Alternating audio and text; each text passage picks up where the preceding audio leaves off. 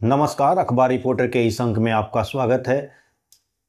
विदेश मंत्री S Jaishankar United nation में अपना भारत का पक्ष रखें और ये पक्ष पूरी दुनिया में इसकी चर्चा है और भारतीय मीडिया भी इसे स्पष्ट रूप में एक भारत की जीत की तरफ पेश की है। यानी ये स्टेटमेंट्स जो उन्होंने यूनाइटेड नेशन में दिया है, इससे ये बताया जा रहा है कि ये एक पूरी दुनिया में इनका स्टेटमेंट से पूरी दुनिया में एक प्रभाव पड़ा है। और क्या प्रभाव पड़ा है और मीडिया क्यों ऐसे बोल रही है, आज हम इसी पर चर्चा करेंगे। बात शुरू करें इससे पहले आपसे हमारी गुजारिश है कि आप हमारे चैनल को थोड़ा सब्सक्राइब कर दीजिए।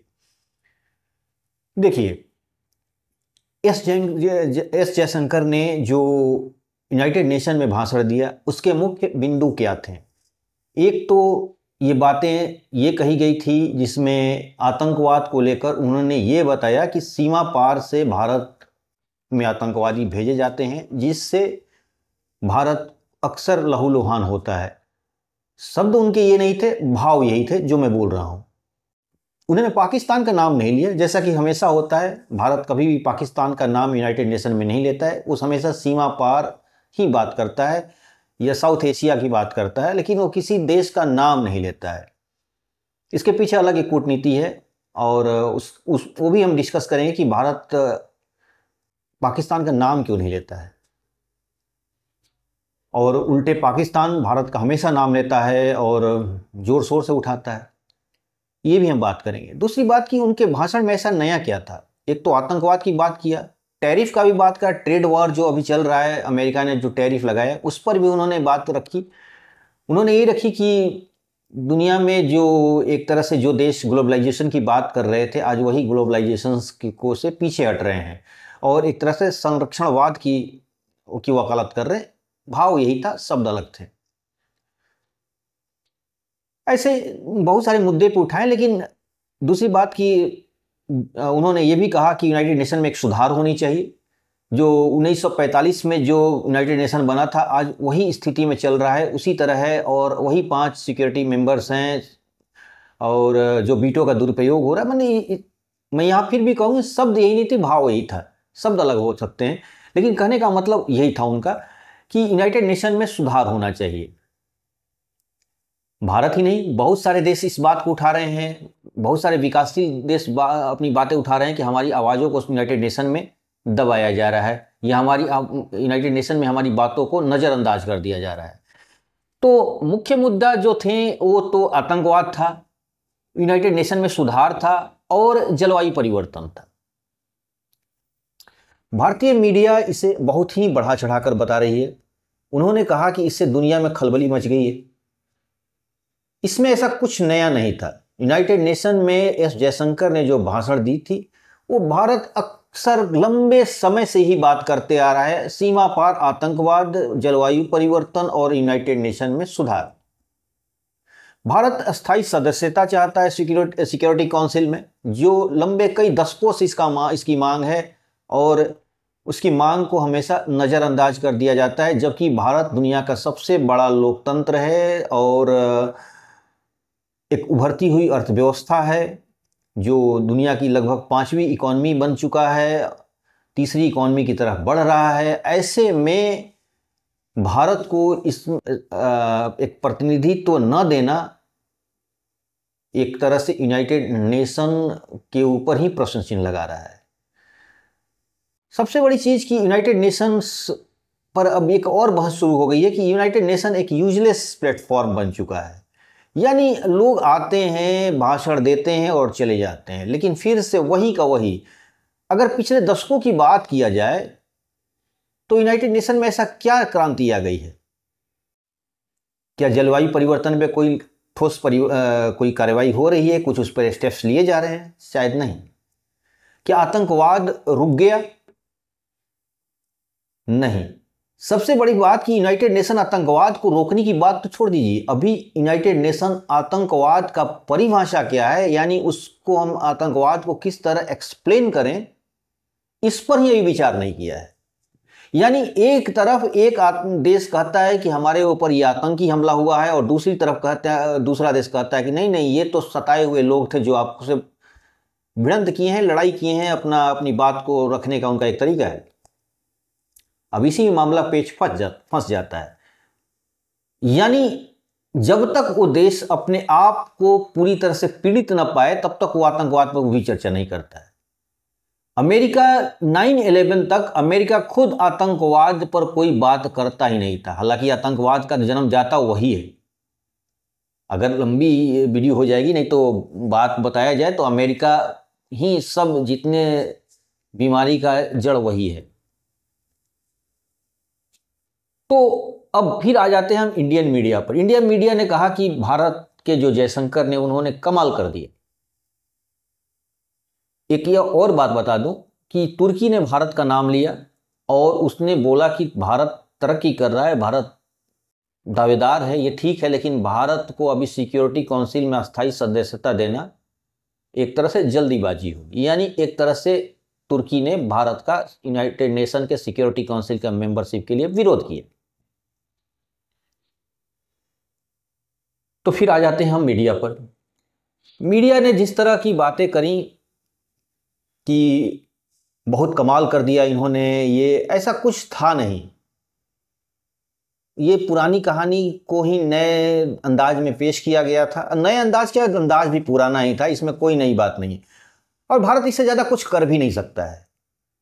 सच तो यह है कि यूनाइटेड नेशन को जिस तरह निष्क्रिय है, तो भारत अपनी बात ही कर सकता है ना। अब किसी को जबरन उनके गिरेबान पर हाथ डाल के बोलेगा तो नहीं कि हमको मेंबर बनाओ, ऐसा कुछ नहीं हो सकता, इसे कर भी नहीं सकता। भारत एक कूटनीतिक स्टेप्स लेता है, हर बार लेता है, इस बार भी लिया। यानी एस जयशंकर ने जो बातें की अपने हिसाब से भारत का उन्होंने जोरदार पक्ष रखा, जो हमेशा रखते रहे, इसमें कोई दो राय नहीं है। लेकिन ये कहना कि इस बार कुछ नया कर दिए हैं, तो ये नयापन भी नहीं है। वो पुराने तरह ही जो बातें की जाती है वही थी। और आगे भी अगर मैं बोलूँ कि 1 दशक तक 2 दशक तक ऐसा ही चलता रहेगा तो इसमें आश्चर्य की बात नहीं, ऐसा ही चलता रहेगा। क्योंकि सिक्योरिटी काउंसिल में जो 5, 6, 10 लोग बैठे हुए हैं, 5 लोग हैं और उनके समर्थक में 5, 6 देश हैं, मतलब कुछ यूरोपियन देश और कुछ उनके जो 5 मेंबर्स हैं, उनके समर्थक जो देश हैं, उन्हीं की चलती है। और ये नहीं चाहते हैं कि हमारा वर्चस्व यूनाइटेड नेशन में कम हो।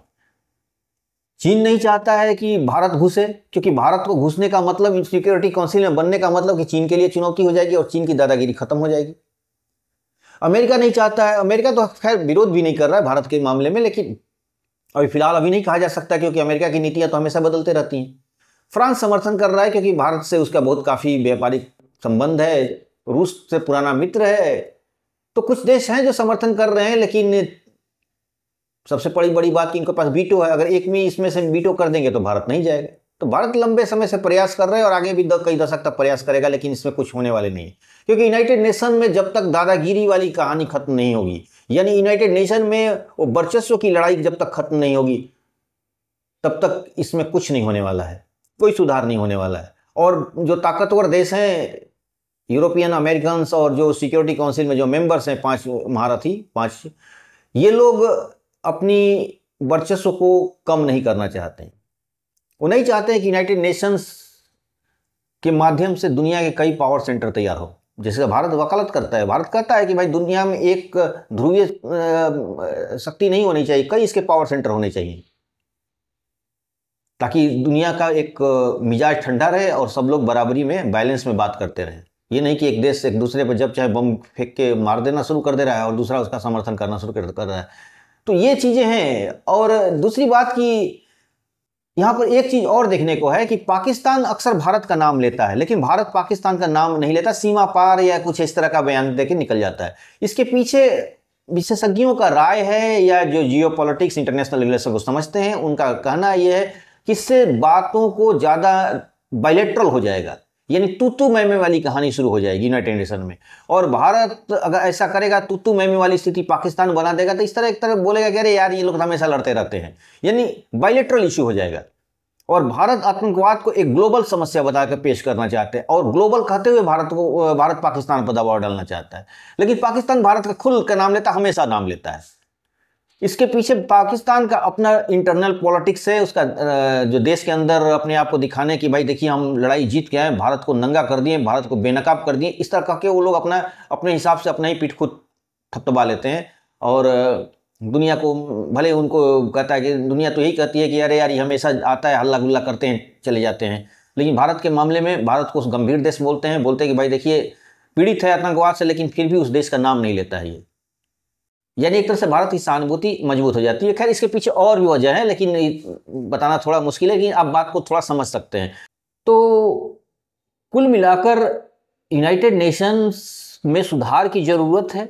यूनाइटेड नेशन में अगर सुधार नहीं होगा तो यूनाइटेड नेशन की अपनी जो प्रासंगिकता होगी वो खत्म हो जाएगी, और खत्म हो रही है। उसकी क्रेडिबिलिटी दिन पर दिन डाउन होती जा रही है, और ये 5 महारथियों की वजह से जो सिक्योरिटी काउंसिल में बैठे हुए हैं।